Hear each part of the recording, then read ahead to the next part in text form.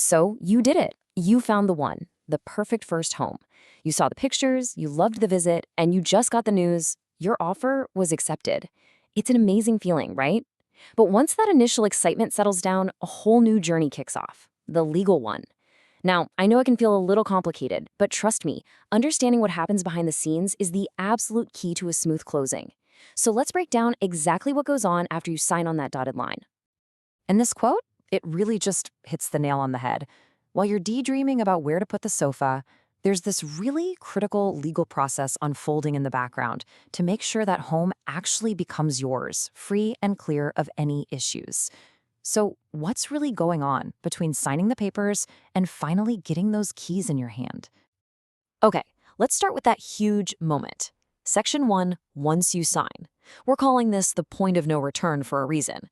The second that you and the seller both sign that agreement of purchase and sale, boom, you're in a legally binding contract. It is official. Now, I know the phrase legally binding can sound pretty intense, but don't worry, it's not quite as final as it sounds at first.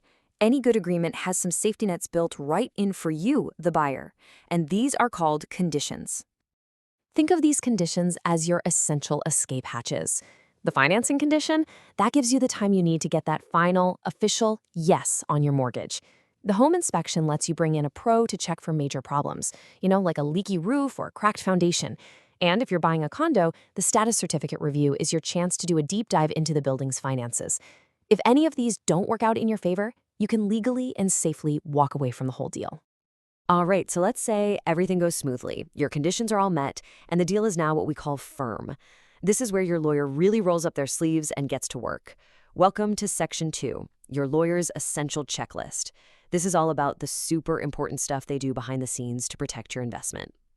Your lawyer basically kicks into high gear now. First, they'll review the whole agreement with a fine-tooth comb.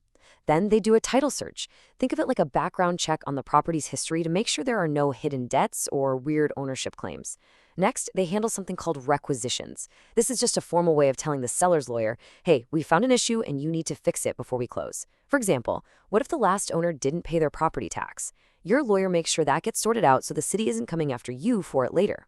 They'll also handle the mortgage paperwork, arrange title insurance to protect you in the future, calculate all the final closing costs, and finally, prepare and register all the documents to officially put that home in your name. Every single one of these steps is a shield protecting you and your purchase.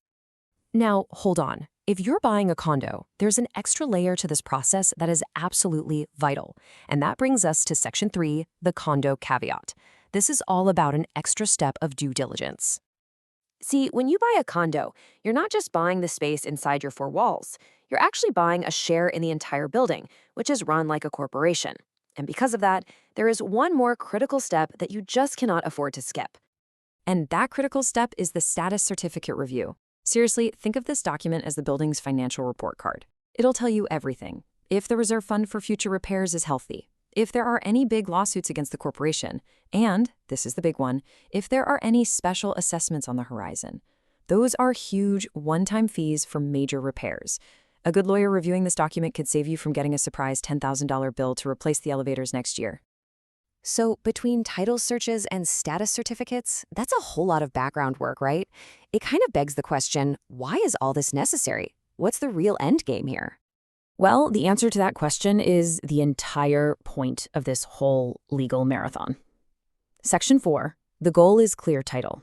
This, right here, is the ultimate prize of the whole process. Clear, marketable title. It's the official, ironclad confirmation that you, and only you, are the legal owner of that property.